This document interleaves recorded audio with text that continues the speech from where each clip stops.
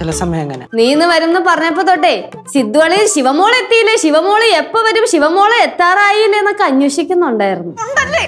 അന്വേഷിക്കുന്നുണ്ടായിരുന്നല്ലേ, ഞാൻ കണ്ടായിരുന്നു. നമ്മുടെ പ്രശ്നം എന്താണെന്നറിയോ? എന്തുവാ? ഈ വഴി കൂടെ പോകുന്നവരെ മുഴുവൻ വിളിച്ചേറ്റൊക്കെ വീട്ടിലിരുത്തും. എന്തോത്തിന്? ഒരു കാര്യമില്ല, അവരങ്ങ് വഴി കൂടെ പോയാ പോരെ, അവരങ്ങ് വിടണം. എന്തിനാണ് ഈ വീട്ടിനകത്ത് വിളിച്ചേറ്റിരുത്തുന്നത്?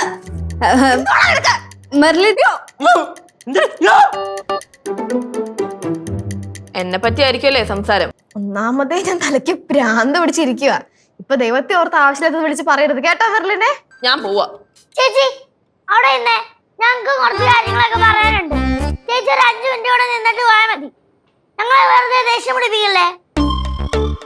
എന്തിനാണത്? ചില സമയം അങ്ങനെ. ശരി, പോകുന്നില്ല. നിനക്ക് എന്താ പറയാനുള്ളതെന്ന് വെച്ചാ പറ.